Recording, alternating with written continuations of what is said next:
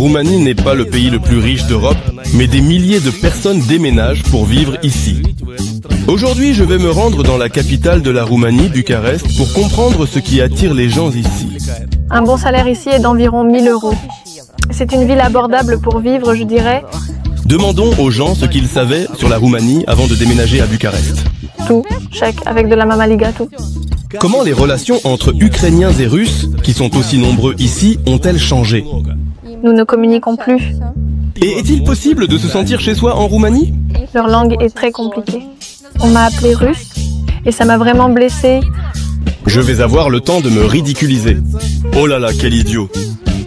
Je verrai comment les églises roumaines influencent les visiteurs. J'ai vraiment envie d'effacer les tatouages. Et je vais découvrir ce que les enfants qui ont déménagé ici veulent devenir. Je veux devenir médecin, celui qui opère. Un cœur pour obtenir du sang sec. Et maintenant, je vais vous montrer comment Tonia, une Moldave, gagne sa vie. Petit, problème est apparu? Et d'où était exactement préparée l'attaque contre nos filles? Les hommes roumains sont plus assertifs et n'ont pas honte. C'était filmé, c'était décontracté. Qu'il en soit ainsi. Bine ați venit la București. Paella, Helen.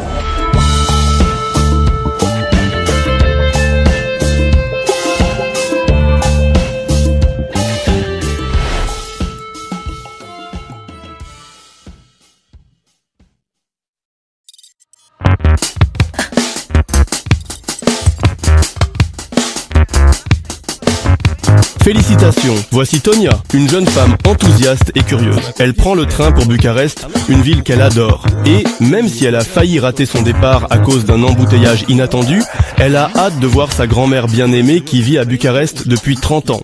De plus, Tonia va participer à une grande émission de télévision roumaine, où elle a été invitée en tant que star étrangère. J'ai un tas de photos ici de moi quand j'étais petite fille. Puis quand j'étais adolescente, je me suis installée ici. Un podium improvisé. J'avais ça et je me promenais le long de tout le wagon, m'imaginant que j'étais à la Fashion Week, je ne sais pas laquelle. Elle a déménagé à Bucarest en 93. Eh bien, en fait, c'est dans ces fêtes-là. Nous y allions chaque année depuis 2000 à toutes les fêtes, pendant toutes les vacances, nous y passions du temps. Ces vacances de Nouvel An, de 2 semaines, c'est quelque chose de constant. Pour nous, on les a accueillis en Roumanie. Et donc, ces 2 dernières années, nous avons seulement arrêté d'y aller. Pendant la période du Covid, je ne l'ai vue qu'une seule fois, quand elle est venue à Chișinău. Alors, tu as manqué Bobonne et Bucarest? Oui, je m'ennuie. Eh bien, surtout Bobonne. Le train roule depuis plus de 12 heures. Et en plus du sommeil, il y a beaucoup de divertissements ici. Une fente pour espionner les voisins, un miroir infini, du café en sachet et le changement de roue à la frontière avec la Roumanie. Il s'avère qu'en Moldavie et en Roumanie, la largeur des voies ferrées est différente. Donc, tous les wagons avec les passagers sont soulevés, on dévisse les roues au standard soviétique et on fixe celles au standard européen. Tout le train prend environ 1 heure. Rapidement. Mais les bruits sont terrifiants.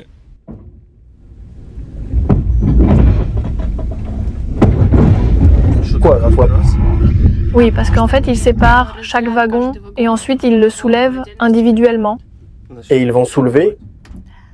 Ensuite, il ne reste plus qu'à dormir et se réveiller à la gare de Bucarest où tout est maintenant préparé pour accueillir les réfugiés d'Ukraine. Donc, il est difficile de se perdre. Au fait, ici, ils filment quelque chose de génial même sans moi. C'est dommage que le train roule la nuit et qu'on ne peut pas vraiment voir la Roumanie. Je ne peux pas faire ça, donc je prends la voiture. À la douane, ils ne vérifient aucun document des réfugiés, mais je dois faire la carte verte pour la voiture, car tous les douaniers ne dorment pas. En entrant en Roumanie, les paysages ne changent pas beaucoup, mais ça dépend de ceux avec quoi on compare. On voit que certaines personnes dans les villages continuent à pratiquer l'agriculture à l'ancienne. On croise des moutons, des charrettes et du foin qui brûle. En même temps, on ressent aussi des signes d'une infrastructure développée. Des ponts, des trains et des champs avec des panneaux solaires. On croise des panneaux publicitaires avec Jésus. Les Roumains sont un peuple profondément orthodoxe. Les villes ressemblent un peu aux nôtres, il y a quand même beaucoup de socialisme en elles. Dans les rues, il y a une abondance de drapeaux et de beaux bâtiments historiques.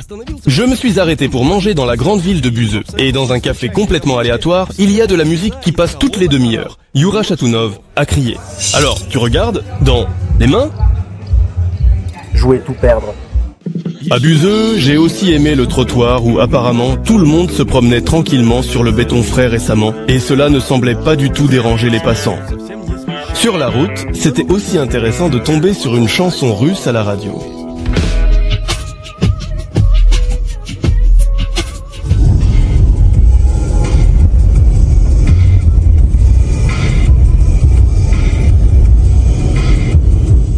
Au final, 8 heures et me voilà à Bucarest. La population de la capitale roumaine est d'environ 2 millions d'habitants et celle de tout le pays est d'environ 20 millions.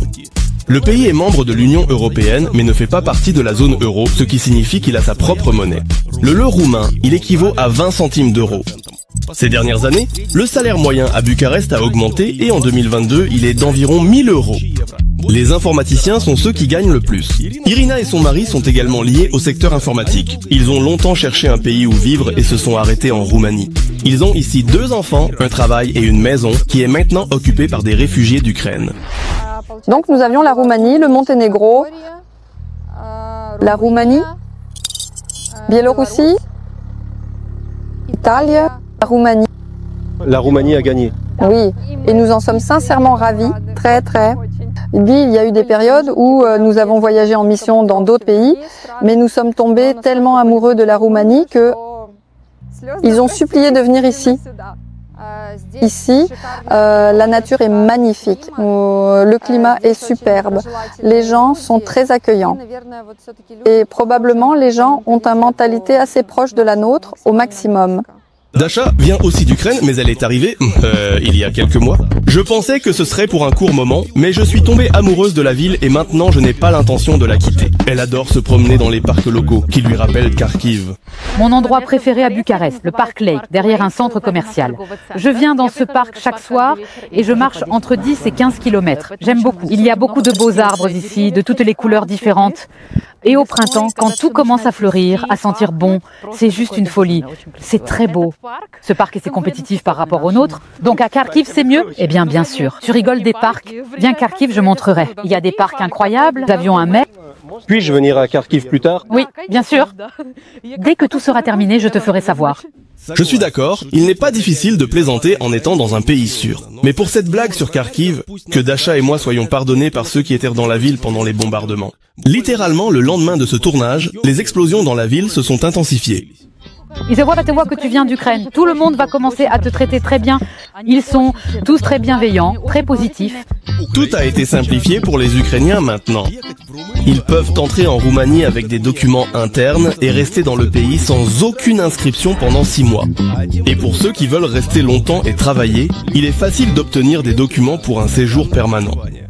Tu fais les démarches, on te donne un papier qui te donne le droit de travailler et d'accéder aux soins médicaux. Et même si tu n'es pas enregistré, tu as la possibilité d'accéder à un réseau de cliniques qui accueillent gratuitement les Ukrainiens. S'il te plaît, vas-y, consulte-toi, fais-toi soigner. Mon père avait des problèmes de dents, nous sommes allés chez le dentiste proche. La fille n'a pas dépensé un centime parce que la dentisterie c'est très cher. Et elle a apparemment compris que je n'étais pas d'ici. Elle dit, où vais-je depuis l'Ukraine ? Elle m'a dit, oh, ça y est, ça commence. En gros, tu ne peux pas mettre un centime, pas d'argent du tout. Selon Dasha, le gouvernement roumain ne paie pas aux réfugiés, mais donne 100 € par personne. Beaucoup de réfugiés reçoivent de l'aide de l'ONU. Si je comprends bien, si une famille de 5 personnes reçoit 500 €, elle peut maintenant vivre quelque part gratuitement et obtenir des produits gratuits. Eh bien, c'est un échange, quelque chose pour quelque chose. Tous disent, oui, vous pouvez acheter quelque chose et déterminer plus ou moins le nombre d'enfants. Des gars ont organisé une école ukrainienne pour les enfants ukrainiens. Et il y a plusieurs jardins d'enfants ici à Bucarest. On peut inscrire les enfants facilement. Des russophones, alors ? Des ukrainophones. Non, c'est vraiment l'Ukraine qui a organisé ça, les filles ukrainiennes. Les nôtres ont organisé. Je pense bien sûr qu'il sera un peu plus difficile pour les russophones maintenant. Vous imaginez, Dasha a choisi la Roumanie en la comparant à l'Allemagne et à la Pologne où sont partis ses amis. En Allemagne, ils donnent des allocations, mais personne n'ignore la spécificité de l'Allemagne et son caractère unique.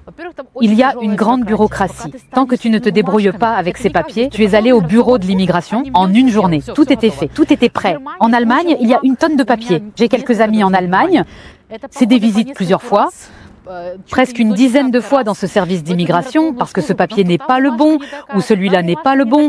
Les Allemands sont très pointilleux. Et les allocations, elles varient d'une ville à l'autre. Parfois c'est plus, parfois c'est moins, mais ce n'est pas si simple de les obtenir. Donc j'ai des amis, ils sont partis en même temps que moi. Ils ont franchi la frontière avant que je ne passe la frontière en Roumanie et ils sont toujours en train de faire leurs papiers et n'ont toujours pas reçu d'allocation. Les prix de l'allocation en Allemagne sont tout simplement fous. Donc il y aura quelque chose là-bas. Un village près de Berlin, tu vas louer un appartement de 2 pièces pour 1 500 €. Et quelle allocation ça ne couvrira-t-il pas? Non, bien sûr, ils donnent. Voici mon amie, elle et sa mère ont reçu 600 € pour 2. Non, 300 €, s'il vous plaît. Et c'est tout. La Pologne n'est pas si chère, mais l'immobilier est plus cher que ici. La nourriture est la même. On en a discuté avec des amis, à peu près.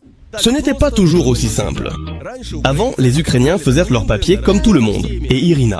Avec la famille, ça a pris beaucoup plus de temps. Nous avons la nationalité ukrainienne. Nous sommes venus ici pour le travail. On nous a envoyés en mission et en gros, nous. L'avocat au travail racontait et montrait quels documents il fallait rassembler. Ce processus a duré très longtemps parce que nous venions ici, nous déposions des documents, nous faisions valider nos diplômes. Après ça, nous sommes retournés en Ukraine, nous avons déposé une demande de DGU, visa D à l'ambassade roumaine. Ensuite, nous revenions ici, nous déposions des documents pour le permis. Eh bien, au total, cela a pris 6 mois. Irène a accouché de son 2e enfant déjà ici. Même si vous n'avez pas de titre de séjour, selon la législation, l'accouchement est considéré comme une menace pour la vie. Et vous recevrez certainement de l'aide, l'accouchement se passera bien. Et vous serez libéré de la clinique, ce sera gratuit. Mais comme nous vivions ici et que notre situation financière nous permettait de payer le médecin et la clinique, nous avons choisi la clinique Medicover. Le coût de l'accouchement d'un côté d'environ 2 000 €. C'était moins cher que d'accoucher en Biélorussie, dans une clinique publique. Et les conditions, bien sûr, sont beaucoup meilleures. Les enfants roumains naissent à 46 cm. Donc ils sont tout petits, ils sont très miniatures. Moi, j'en avais 50. C'est pourquoi ils ont demandé que si j'avais déjà acheté quelque chose pour le bébé, ce serait bien de l'apporter car il n'est pas à l'aise. Beaucoup de filles, ceux qui sont venues avec leur mari, ont accouché ici dans des hôpitaux publics. Tout s'est aussi bien passé. Ils ont essayé de remercier le médecin, mais le médecin n'a pas pris d'argent. Il arrive aussi que les étrangers en Roumanie aient encore plus de droits que les Roumains. Par exemple, Irina n'a pas demandé la citoyenneté roumaine pour ne pas perdre la possibilité d'étudier gratuitement à Bucarest. Je suis venue à Bucarest pour étudier. À l'université, je n'avais pas besoin de la citoyenneté, car les Moldaves ont des programmes spéciaux pour ne pas avoir à payer pour l'université. Les conditions pour cela étaient de ne pas avoir la citoyenneté roumaine. Pour qu'un étranger, s'il n'est pas réfugié, puisse éventuellement obtenir un permis de séjour et de travail, il doit trouver un employeur qui se porte garant pour lui. L'idée, c'est qu'il faut un contrat pour Mung. Et avec ça, tu peux faire ce permis pour le travail. Le mien était pour les études. Celui-ci sera pour le travail. Après ses études, Irina est devenue agente immobilière et elle gagne maintenant bien sa vie. 1 000 €, c'est le minimum nécessaire pour vivre. Mais tu gagnes autant. Je n'ai pas de salaire. Je travaille à la commission et ça va. Ça te suffit, juste? Ça me suffit, disons, à un niveau de vie moyen élevé. Irina vit et travaille dans le nord de Bucarest. Cette zone est considérée comme la plus prestigieuse, même par rapport au centre. Il est considéré comme un quartier vraiment cool. Qu'est-ce qui le rend plus cool? C'est plus cool que le centre, ici où nous sommes maintenant. Oui. À Bucarest, grandes entreprises européennes cherchent à s'implanter. Nous avons des prix très intéressants. Si on prend en compte à quel prix on peut louer, ce pourcentage de profit est très élevé en Roumanie. Que se passe en Roumanie? Le client de Dialneo? Mon client veut maintenant investir. Il peut acheter un local dans le centre de Londres pour 20 millions de $. Ils ont donné de l'argent pour peut-être longtemps et le louer pour environ 10-20 000 € par mois. Ici, pour gagner 20 000 par mois, il suffit d'acheter un bâtiment pour 3 millions. Irina vit aussi dans le quartier nord. Selon elle, le prestige du quartier varie en fonction de la proximité d'un grand parc et des plans d'eau. L'écart des prix pour le logement ici va de 400 € à l'infini. Ici, on ne croise pas de personnes sans domicile fixe. Il y a beaucoup d'écoles, de crèches et il y a énormément de terrains de jeu dans les cours. En gros, c'est à 10 minutes à pied du plus grand parc de Bucarest, le parc Erastro. Il y a un grand centre commercial promenade. Ici, il y a la station de métro Uraș-Vlaicu et une très bonne connexion de transport. Quand nous sommes arrivés ici, c'était notre premier quartier avec lequel nous avons fait connaissance. C'est pourquoi nous nous sommes installés ici et quand nous sommes revenus une deuxième fois en Roumanie, nous avons dit que nous ne déménagerions pas de ce quartier. Ici, nous sommes bien à l'aise. De l'autre côté de la rue, il y a déjà des maisons qui sont adjacentes au parc Erastru. Et le loyer, il commence à 1 000 €. À Bucarest, il existe des jardins d'enfants et des écoles dans de nombreuses langues. Mais, liant l'avenir de ses enfants à la Roumanie, Irina les a envoyés directement dans un jardin d'enfants roumain. Lorsque la question de fréquenter une école maternelle s'est posée, nous avons choisi une école maternelle roumaine afin que notre fille et maintenant notre fils puissent y aller. Nous avons appris le roumain pour pouvoir aller dans une école ordinaire. Ainsi, l'enfant a plus de facilité à communiquer en roumain. Elle se fait facilement des amis sur le terrain de jeu au parc quand nous y allons, que ce soit pour partir à la montagne ou à la plage. Et il y a une école russe qui accueille des enfants. Jusqu'à récemment, c'était une école payante, celle de l'ambassade. Je pense que c'est devenu gratuit l'année dernière, mais les places sont désormais limitées. Mais nous n'avions même pas prévu d'aller dans une école russe. Je pense que les Roumains se soucient beaucoup de l'éducation de leurs enfants. Quand le Covid a commencé, chaque enfant de l'école a reçu son propre ordinateur portable pour qu'il puisse étudier. Ces ordinateurs portables sont toujours chez nous. Et si un enfant tombe malade, mais qu'il peut physiquement être présent en classe, il se connecte en ligne et une partie des enfants est en classe, tandis que d'autres, malades, sont à la maison. Mais en ligne, ils continuent à étudier régulièrement. Ici, dans l'école roumaine, à partir de la 4e année, qui encourage vraiment les étudiants, les élèves, si la note moyenne d'un enfant pendant 6 mois est de 8 points et demi, ils reçoivent une pension. Et maintenant, c'est comme ça que ça s'appelle? Oui. Cela stimule les enfants à étudier. Avant le Covid, l'école fournissait des repas. Malheureusement, maintenant, l'école ne fournit plus de repas. C'est pourquoi nous devons lui donner quelque chose à emporter. Nous sommes arrivés à l'école où étudie ma fille aînée, Irina. Et quelque chose m'a semblé étrange. Une table pratique pour ouvrir des bouteilles de bière.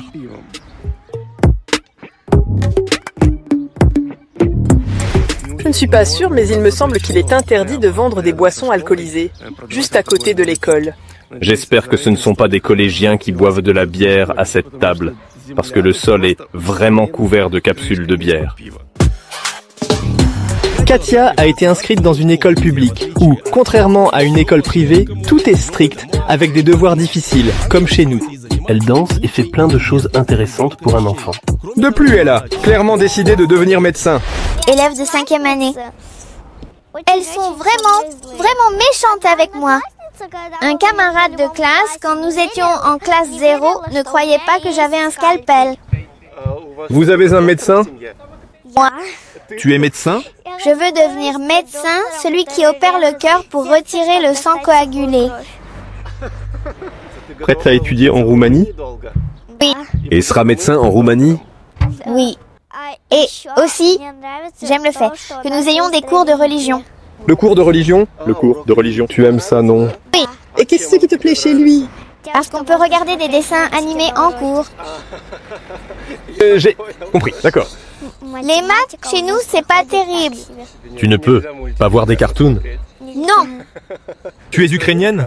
Oui. Tu aimes Bucarest? C'est une belle ville? Je ne l'aime pas du tout, mais je suis née en Biélorussie. Dans quelle ville? En Biélorussie. Dance. À Minsk. Le premier garçon s'appelle Ander. Autre. La suite à venir. Je fais sur le jujitsu. Tu apprends à te battre? Maman disait que je ne faisais rien là-bas, que je restais juste allongée. En réalité, je fais quelque chose là-bas et j'ai déjà reçu mon deuxième train. Parfois, on s'amuse tellement qu'il m'arrive de frapper Lorena et elle me frappe en retour. Et puis je dis à la fin, tu m'as cassé la jambe, tu m'as cassé le bras. Avec elle, c'est comme des oreillers, ne renverse pas l'eau. La principale professeure méchante qui, si tu n'as pas fait tes devoirs exprès, elle crie tout de suite comme une folle. Elle ne comprend pas le russe ni regardera. Elle comprend le russe. Elle comprend certainement bien encore une fois de plus. Ça ne corrige pas bien ce qui se passait en roumain. Mais seulement si je ne comprenais pas quelque chose, il me le disait en russe. Avant, je faisais du tennis, mais seulement avec mon professeur qui s'appelle Claudio. Il est parti. Il a trouvé un travail dans un autre pays. Et maintenant, je ne fais plus rien. Rencontrez Dima. Il vient de Chisinau et il danse depuis 15 ans. Et en plus, c'est très professionnel. Il rêvait de réaliser toutes ses idées à Chisinau, mais il n'a pas supporté le côté provincial et est parti aux États-Unis. Mais il a seulement vécu quelque chose qui ressemble à la réalisation de son rêve ici, à Bucarest.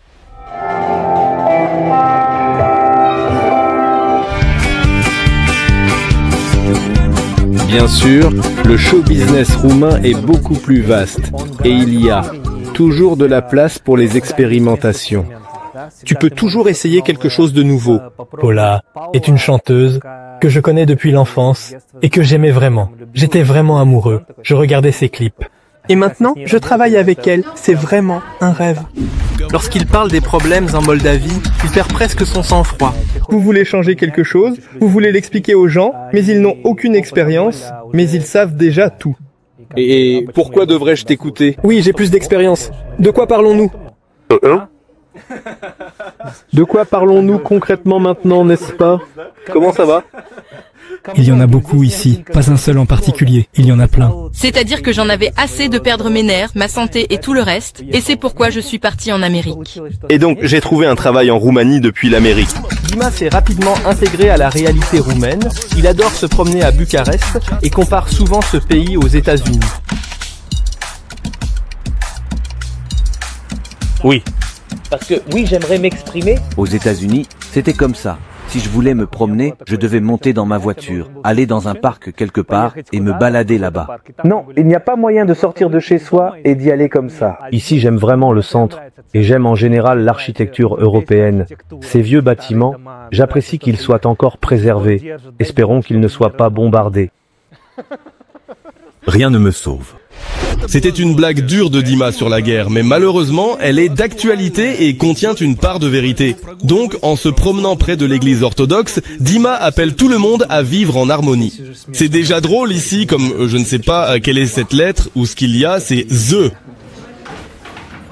Ceste en cyrillique, mais avec des mots moldaves et roumains.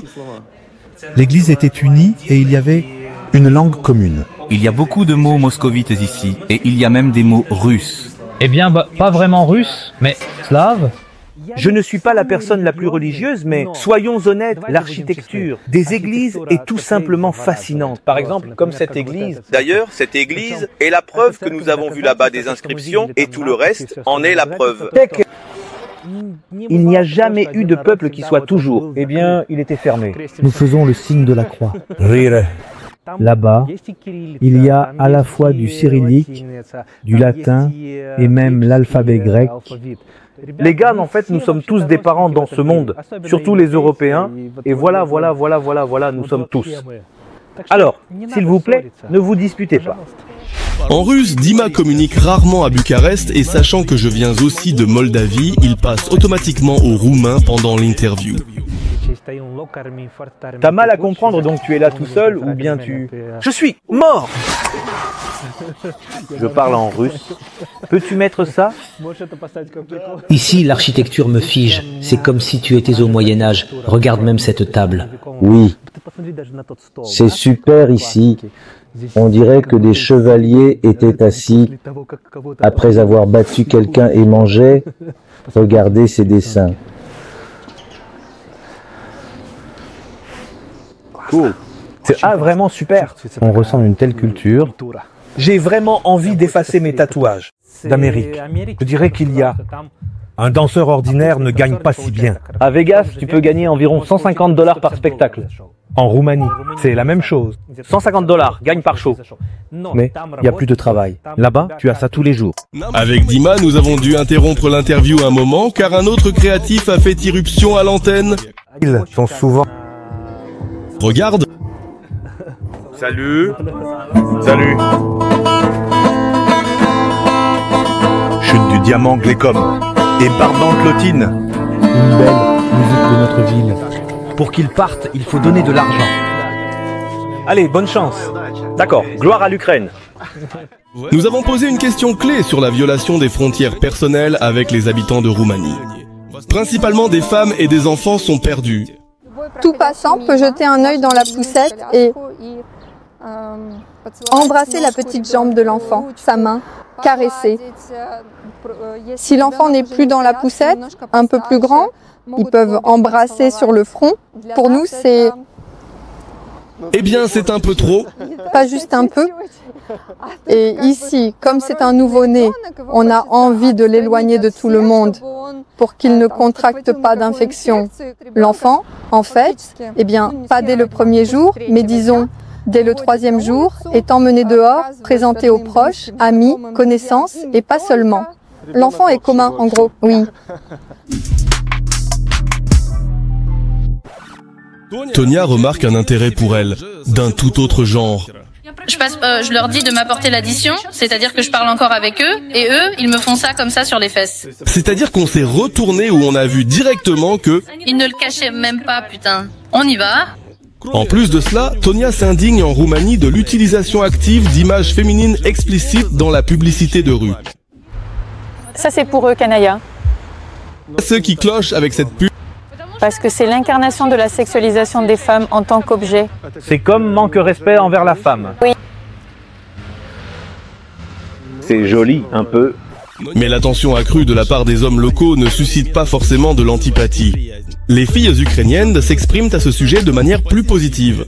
Quand tout le monde te regarde, tu viens d'Ukraine, je veux te ramener chez moi. Les hommes ukrainiens sont plus entreprenants et n'ont pas honte. Oui, mais ce n'est pas seulement les Roumains qui sont concernés, c'est les gros Européens. Au fait, ils sont très mignons.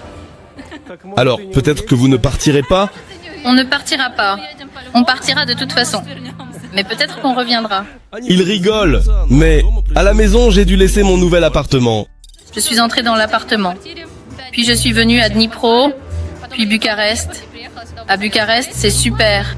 Des gens très gentils, accueillants, qui aident. Il y a plein d'opportunités d'aller dans n'importe quel pays européen. Il y a plein d'opportunités de s'installer et ainsi de suite. Nous avons choisi Bucarest parce qu'ici, les prix sont à peu près corrects. À Kiev, c'est loin, donc nous restons ici jusqu'à la fin de la guerre. Quand la guerre sera finie, on rentre chez nous, les gars du coin te harcèlent. Le chauffeur de taxi m'écrit toute la journée aujourd'hui. Je veux partir en voyage avec toi. Va vers l'avenir. Oui, oui, mon Dieu, je pensais juste... Enfin, bon, on a échangé nos numéros. Mais pas à ce point, il m'écrit toute la journée. À Bucarest, les locaux ne te harcèlent pas. Eh bien, ça dépend. C'est inévitable, oui. Daniela vient de Kharkiv. Elle est à Bucarest depuis 2 mois. Elle espère revenir en Ukraine, mais si elle doit rester en Europe, son choix est la Roumanie. Pour l'instant, oui. On pensait à l'Allemagne, mais on a changé d'avis. On comparait probablement plus par rapport aux mentalités. En Allemagne, les gens sont un peu plus réservés, je dirais. Ici, c'est plus proche comme chez soi. Ici, les gens sont détendus. Détendus, oui. Que ce soit ainsi.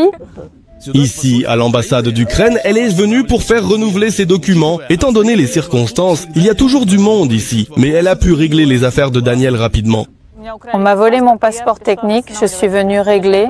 On m'a d'abord envoyé à la police, puis ici. Peut-être qu'on ne me l'a pas volé, peut-être qu'il est tombé. Eh bien, ça arrive. Quelle serait la procédure pour le renouveler ici? En fait, sans problème. Eh bien, je suis d'abord allée à la police, on m'a délivré un certain certificat. Ensuite, je suis venue ici pour moi, le consul, a confirmé que... La voiture m'appartient en fait, pour qu'il n'y ait pas de questions à la frontière.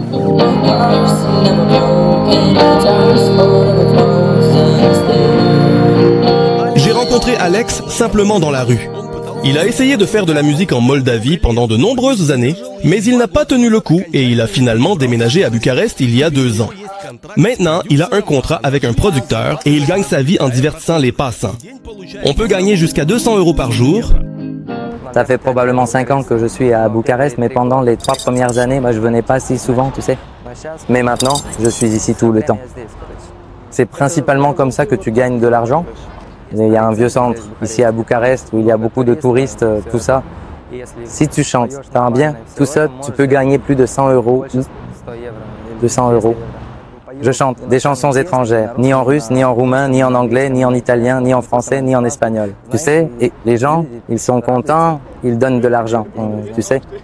Pour vivre, oui, c'est comme ça que je gagne de l'argent. Mais je travaille aussi en studio, je fais ma musique, j'ai signé un contrat. Et en Moldavie, tu as aussi essayé de faire de la musique professionnellement. J'ai travaillé pendant de nombreuses années et j'ai fait mes chansons. J'ai été à la télévision et à la radio, mais là-bas, il n'y a pas de production. Personne avec qui signer un contrat pour avoir un grand marché, alors qu'ici, l'industrie est grande. Et en Moldavie, il faut toujours payer pour faire quelque chose, tu sais, pour soi.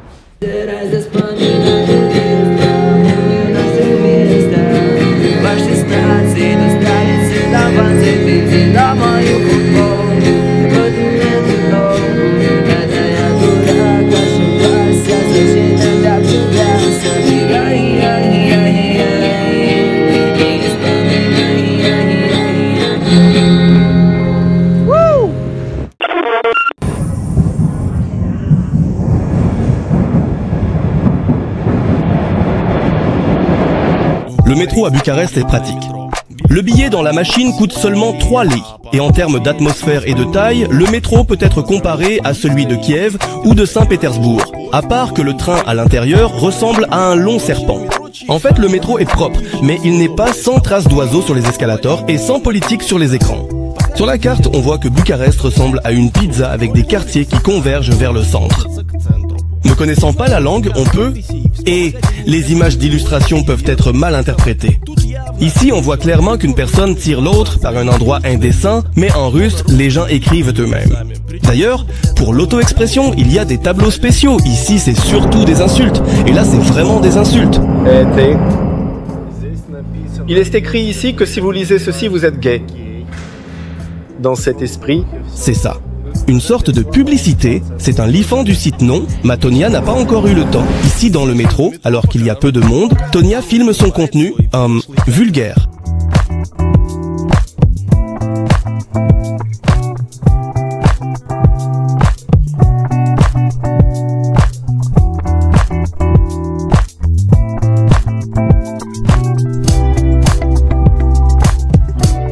Elle était aussi contente de voir une fille dans un style similaire. À Chisinau, il y a clairement moins de gens colorés. Tu l'as embrassée au pied, avec tendresse et admiration. Selon les normes européennes, ce n'est pas seulement le métro qui est bon marché à Bucarest. Les prix de l'immobilier sont aussi très raisonnables pour une grande capitale. Si tu veux trouver un studio dans un secteur un peu éloigné, ça te coûtera entre 200 et 300 €. Les charges sont incluses. Ce sera quelque chose de simple, sans rénovation. Mais ce sera propre, agréable, confortable, super. Pour le même prix que tu as payé pour un appartement à Chisinau, ici tu peux trouver un logement dans un quartier moins bon. Un appartement de 2 chambres, on peut l'acheter pour 60 à 70 000 dans le nord de Bucarest, où nous sommes. Ici, c'est un peu moins réaliste, on peut acheter pour 130 ou à 1000 € un appartement de 2 chambres. Et pour la location, tu veux filmer un appartement de 2 chambres, 400 par mois. Le loyer de l'appartement, le moins cher quelque part, en banlieue, pour combien d'argent peut-on en avoir? 200 €. Un appartement d'une chambre. L'appartement de grand-mère Tony ressemble à des appartements soviétiques ordinaires. Même les meubles sont similaires. En effet, à l'époque socialiste, on appréciait justement les murs et les armoires roumains. À moins que chez nous, il y avait plus souvent du papier peint, et ici c'est du plâtre. Et donc, je n'ai jamais vu 3 portes donnant sur le balcon comme ça. Peut-être que c'est pour l'isolation thermique, tout comme le interphone noyé dans l'isolant. Sur la table, il y a une jolie note pour la petite fille sur où chercher à manger. Quoi qu'il en soit, des gens à Bucarest économisent. Les habitants isolent leurs maisons des prix élevés du gaz et les nouveaux arrivants louent des logements. Il existe des programmes pour l'isolation des maisons. Voici cette maison isolée et les gens bénéficient d'une grande réduction sur le paiement. Des services publics pour le chauffage. Les services publics, en moyenne, c'est 100 € par mois. C'est avec l'eau chaude, le gaz et l'électricité. Un photographe, un vidéaste, c'est-à-dire pas un nom, mais un travail. Je discute, oui, donc ils prennent un endroit dans le centre, quelque chose comme ça. Tout ça, c'est un grand appartement, et dans cet appartement, ils ont un studio et des espaces de travail. Voici à quoi ressemble un hôtel à 40 € par nuit dans le centre de Bucarest. Tout est solide, mais si on veut chipoter, c'est en fumée, malgré les interdictions.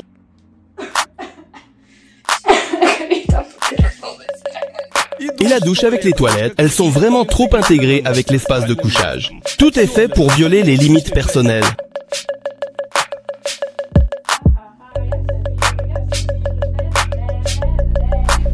Le prix inclut aussi le buffet au petit déjeuner. En fait, c'est dans l'hôtel voisin. Le café à la réception où travaille une fille de Moldavie coûte 2 €. Eh bien, je n'étais pas préparé aux tarifs supplémentaires pour le stationnement. Et pourtant, le voiturier avait prévenu. Au final, 60 lei pour 2 jours. Et pour ne pas me sentir complètement idiot, j'ai récupéré une partie de la somme avec des chocolats gratuits. En parlant du coût de la vie, Dasha souligne qu'on peut facilement se contenter de 200 € pour la nourriture et qu'il est même possible de manger encore moins cher. Pas cher ne veut pas dire mauvais. C'est-à-dire que ce seront des légumes, ce sera du poulet, qui a l'air encore meilleur que, disons, certains des nôtres en Ukraine. Donc tout le poulet a l'air plus ou moins fait maison, alors que chez nous, le poulet de chair, c'est une chose, et le poulet fermier, c'est plus cher. C'est une de ces choses inhabituelles dont je peux vous parler, oui. Le service ici est assez lent. Donc les gars, ils sont un peu pressés, pas comme ça. Personne ne se dépêche vraiment de te servir. Le service est lent, les gens sont un peu à la traîne et ils sont un peu paresseux. Donc il y a ce sujet. Je rentre chez moi à 15 h, toute la cour est remplie de voitures. Alors, je me demande, les gars, vous allez vraiment au travail ou pas? Je suis juste curieux. Ici, ils fument. Chez nous, on ne fume plus. Ils fument juste des cigarettes. Chez nous, on fume des substituts. Ici, les cigarettes sont courantes. Un café dans une main, un Coca-Cola dans l'autre, tout ça se boit comme ça. Tu regardes comme ça, genre quoi? Et tu ne trouves pas de thé? Je suis la seule à voir des grands-mères dans les supermarchés. Ces retraités recherchent du thé aux fruits noirs. Ils disent tous quand je demande « Pourquoi vous ne buvez pas ?» Du thé noir, les gars. Oh, c'est tellement fort, on ne peut pas. L'essence, les vêtements et les transports ici sont aussi moins chers que dans le reste de l'Union européenne. Donc, beaucoup de gens acceptent même un salaire modeste. Je ne sais. Pas en roumain, bien sûr, on peut s'attendre à un salaire modeste. Encore une fois, en regardant avec toi, on parle de quelle spécialité, tout dépend beaucoup de ça. Les métiers de manuel, l'euro à 500-600. On peut obtenir ça. Des usines de toutes sortes, voilà. Un bon salaire ici, c'est pour que tu puisses te permettre de bien manger, de payer ton loyer, d'aller quelque part. Oui, pas de quoi vivre dans le luxe, mais c'est bien. C'est environ 1 000 €. Il y a des gars de notre pays qui ont déménagé ici avant la guerre. Ils n'ont tout simplement aucun lien avec la guerre. Ils font juste comme si. Parce qu'ici, vivre est relativement bon marché. C'est l'Europe et avec leur salaire, c'est ça. Mais c'était quand même petit. Maintenant, eh bien, bien sûr, ici, selon les estimations de l'ONU, il y a environ 1 demi-million de réfugiés. Comme je viens de Kharkiv, je suis bien sûr russophone, c'est évident. J'ai trouvé le groupe Russie à Bucarest. Et oui, il y a une communauté russophone ici, je peux reconnaître. Quand les gens viennent de Russie par leur accent, c'est-à-dire qu'ils ne parlent pas comme nous. Il y a une chaîne de magasins ici. Ça s'appelle Bereska. Il y a toutes sortes de produits venant de Russie, d'Ukraine. Il y en a beaucoup d'Ukraine, maintenant c'est plus que de Russie. Et notre vodka coûte ici une fortune. C'est-à-dire que cette Khortytsa, là pour 50 hryvnias, coûtera ici 350. C'est comme toujours.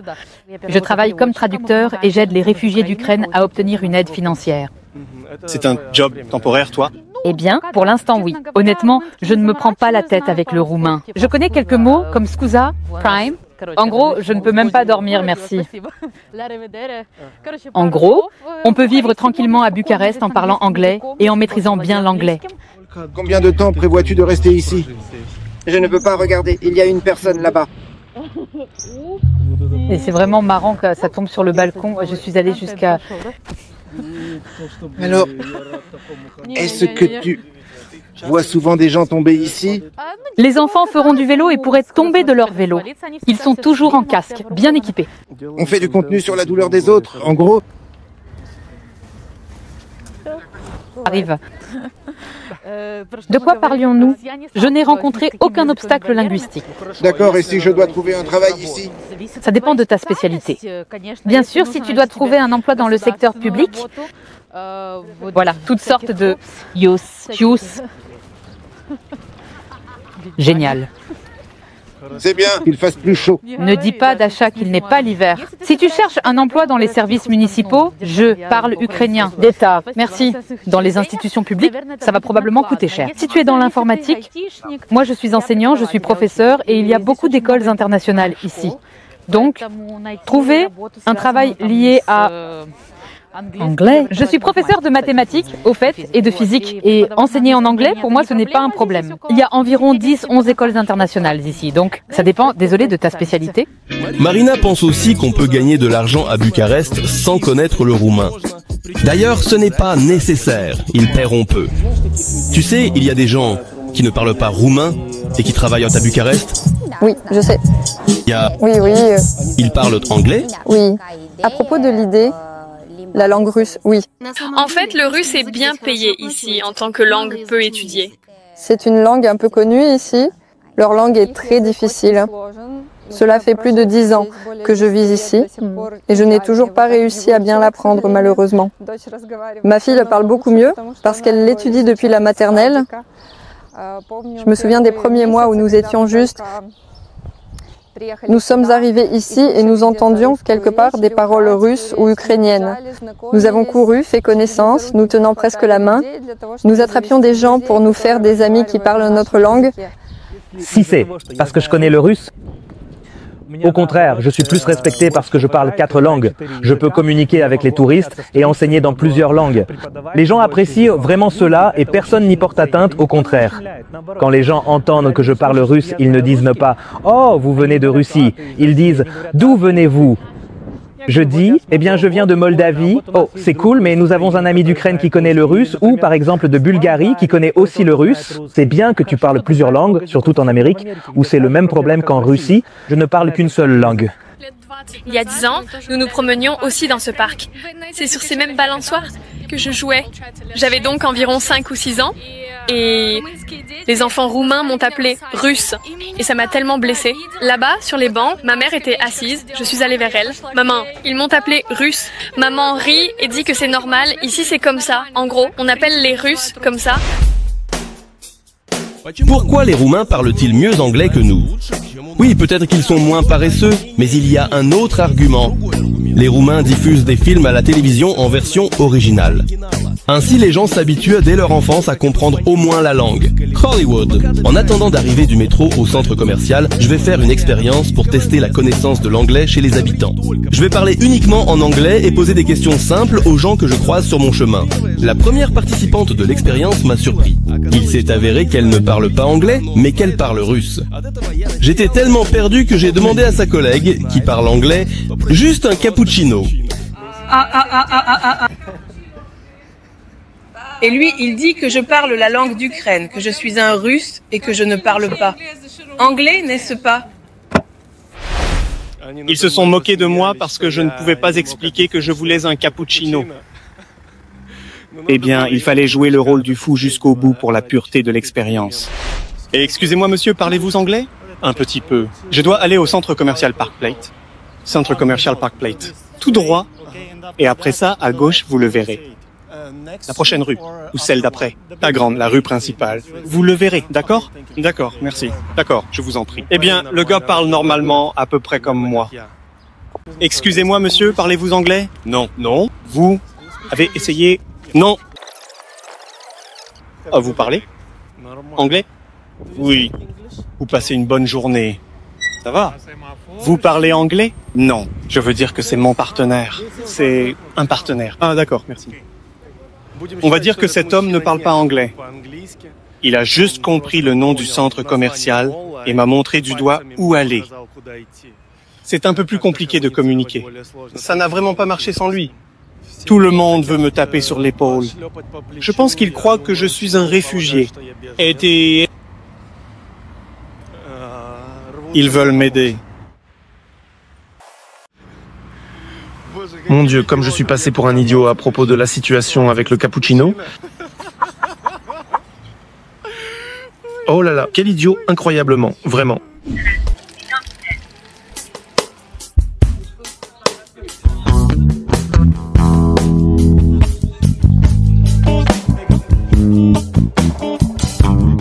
Eh bien, je ne parle qu'anglais. J'ai trouvé un café, j'ai commandé à manger. Et je suis sûr que, en sachant l'anglais et ne sachant pas le roumain, à Bucarest, tu ne mourras pas. On peut trouver des attractions, on peut régler des affaires à la banque. On peut vivre comme un touriste sans problème. Mais en ce qui concerne trouver un emploi, pour être honnête, je doute qu'il soit possible ici sans parler roumain. Surtout si tu n'es pas une personne unique, par exemple, un informaticien talentueux ou un travailleur du secteur pétrolier et gazier. Je ne vais pas faire la même expérience, mais avec la langue russe, je vous le dis tout de suite. Comment ça se passerait ? Ils répondraient en russe très rarement et ce seraient soit des gens de Moldavie qui sont venus travailler ou vivre ici, soit des réfugiés qui sont maintenant nombreux ici. Parce que la phase chaude est encore en cours, en Ukraine et beaucoup ici. Soit des retraités qui ont encore appris ici dans les écoles à l'époque soviétique, la langue russe jusqu'en 1991. Liuba a aussi fui la guerre en Roumanie et pense que le niveau de connaissance de l'anglais ici n'est pas assez élevé. Malheureusement, tout le monde ne parle pas anglais. Roumain, donc il faut apprendre un peu, à la fois parce qu'au moins il faut connaître les chiffres, au moins quelques mots de remerciement, il faut les étudier petit à petit. Il y a un traducteur Google, j'y entre des phrases en russe et on me les traduit tout de suite en roumain. Mais néanmoins, avec 2 enfants, elle voulait aller plus loin. Elle a changé d'avis et est restée en Roumanie. Elle envisage de déménager ici complètement. Il n'y avait pas encore de bus d'évacuation, j'ai pris un transporteur privé jusqu'à Palanca et de là, ils ont réparti. Ceux qui le souhaitaient, chacun est parti où il voulait. J'ai choisi Bucarest. J'ai aimé la ville pour son hospitalité. Les gens sont très réactifs. Au départ, je prévoyais d'aller plus loin, mais ensuite, différentes circonstances ont changé mon itinéraire et j'ai décidé de rester ici, à Bucarest, pour l'instant.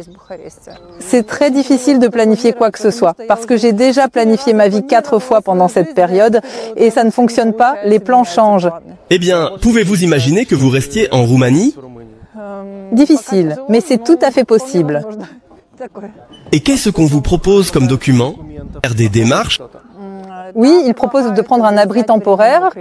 Comment, par exemple, trouver un emploi, inscrire les enfants dans une crèche roumaine à l'école. Eh bien, je comprends que les enfants ne sont tout simplement pas psychologiquement prêts pour un changement aussi brusque, disons, de leur cercle social. C'est une ville très ancienne, je dirais. Il y a beaucoup de vieilles maisons intéressantes. C'est vraiment dommage que beaucoup de maisons soient dans un état si négligé.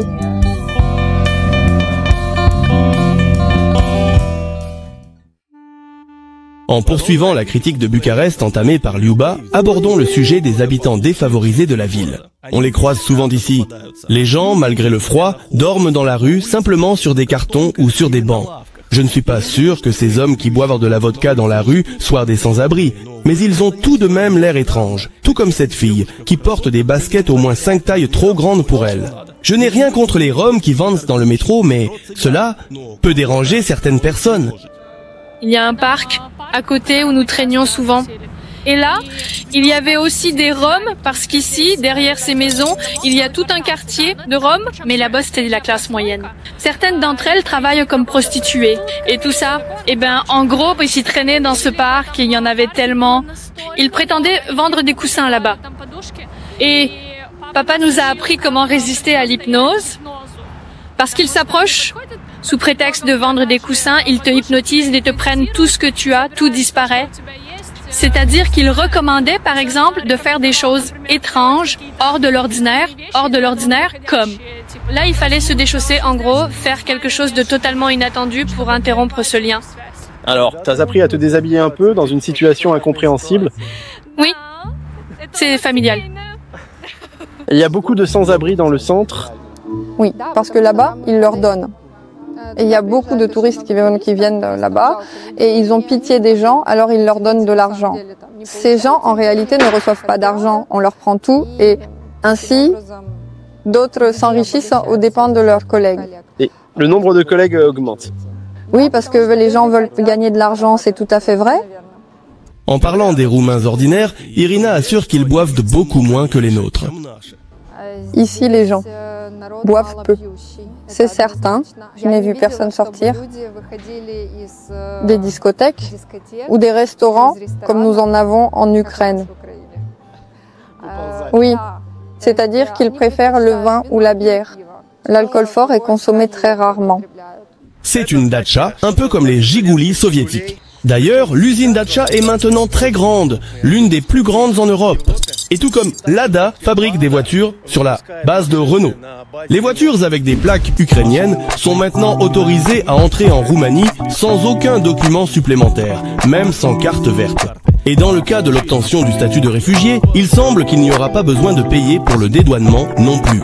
Mais il faut s'habituer au style de conduite ici. Ils aiment beaucoup enfreindre le code de la route et ici on ne surveille pas vraiment ça. Donc tu peux tranquillement rester dans la voie de gauche et le gars tout à droite, ça va se réorganiser comme ça et aller à l'assaut à gauche. Ici, je ne vois pas ici un contrôle très strict et ils adorent klaxonner. Donc les gars qui viendront, nos Ukrainiens, ne vous inquiétez pas si on klaxonne derrière vous, même si le feu vient juste de passer au vert. Les routes ici me surprennent beaucoup. C'est mon deuxième voyage en voiture, j'ai eu un accident. Aujourd'hui, j'ai emmené la voiture au garage. Irina n'est pas tout à fait d'accord avec ça. Elle qui, au fil des années passées ici, s'est habituée au style de conduite roumain. Et elle s'étonne encore du patriotisme des habitants. Ici, les Roumains conduisent très prudemment. Ils sont toujours prêts à ce que quelqu'un surgisse sur la route et ils s'arrêteront forcément. Ici, la sécurité, il me semble, est de très haut niveau.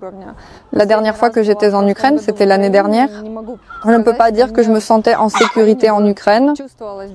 En gros, tu as peur pour la route et pour les gens qui tu es entouré. Ici, tout est beaucoup plus simple. Nous étions une fois en excursion sur le Transfagarasan et nous avons rencontré une famille roumaine. Et ils disent, voilà, nous avons un voyage annuel sur le Transfagarasan. On se dit, pourquoi y aller chaque année? C'est la même chose, l'image ne change pas. Comment? C'est notre pays, nous l'aimons, nous devons le visiter, nous devons tout voir. Alors qu'Irina et moi approchons du magasin, elle dit que même si tous les produits ne sont pas ici, il est possible d'en manger. Famille essaie de manger à l'ukrainienne. Nous avons principalement de la nourriture ukrainienne sur la table tout le temps. Bortch, soupé, ragout. Parmi les produits locaux d'Ukraine, nous apportons généralement du sarrasin, du hareng, de la mayonnaise, ce qu'on ne devrait bien sûr pas faire, mais nous, on l'apporte quand même. Et du poisson salé parce qu'il n'y a pas ce plaisir ici. À l'entrée du supermarché, j'ai vérifié un astuce. Apparemment, des pièces moldaves s'approchent du chariot.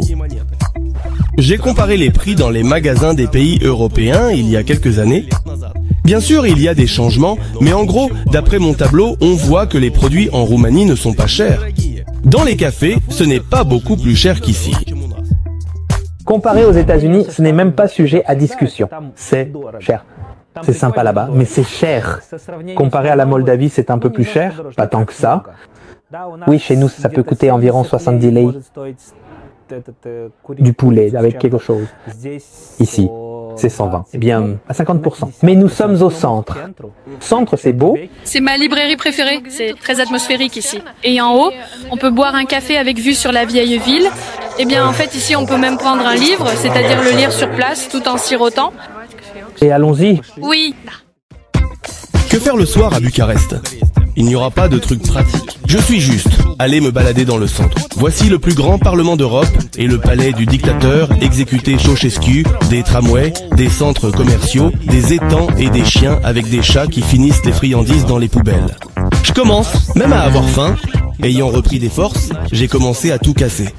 Je me suis calmé et je suis allé au club de striptease, mais il était fermé. Bien, juste en face, ils vendent des ordres soviétiques. J'étais surpris, mais ensuite, je me suis calmé et je suis allé dormir. Je n'ai jamais été confrontée à aucune discrimination. Ici, tout le monde remarque mon accent, mais ils réagissent très bien. Je suis sûre qu'ici, ils apprécient la façon dont nous travaillons et nous nous efforçons. Notre sérieux. Je pense que c'est le sérieux, la valeur que nous donnons. C'est la façon dont nous tenons notre parole.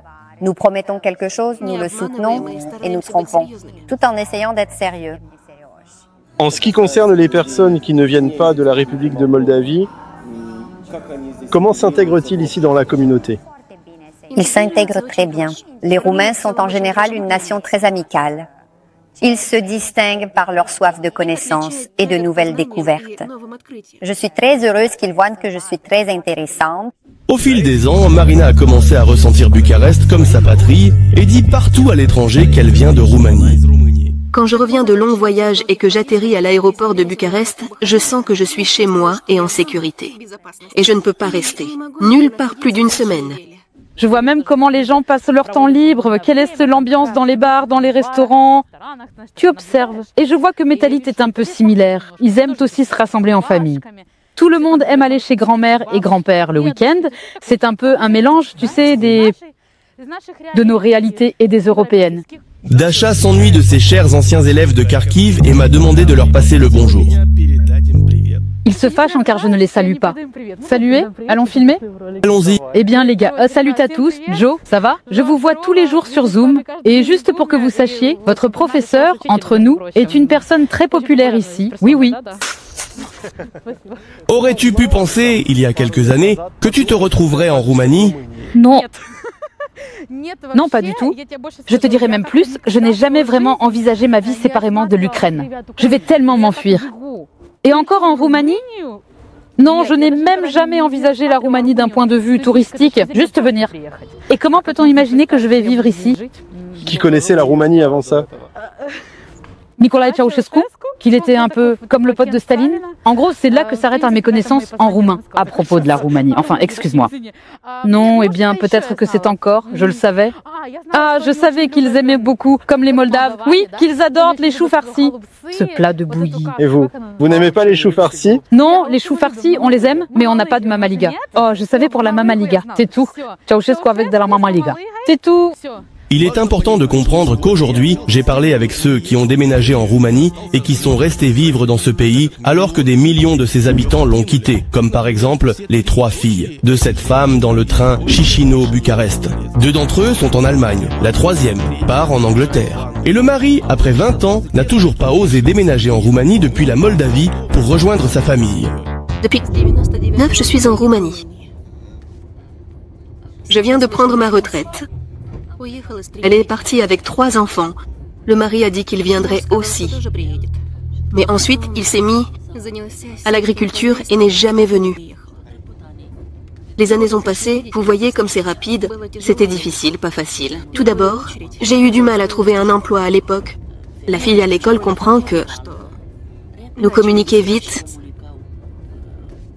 Les 2 premières années, j'ai travaillé à la reconnaissance de mon diplôme moldave. À l'époque soviétique, j'ai étudié comme infirmière généraliste et chez eux, la spécialité s'appelle assistant médical. Maintenant, je suis déjà à la retraite. Mais la pension est petite. Ma 3e fille s'est mariée et a également décidé de partir. Gagner de l'argent et ouvrir un cabinet à Bucarest. Je suis sûre qu'elle ne reviendra pas. Déjà non,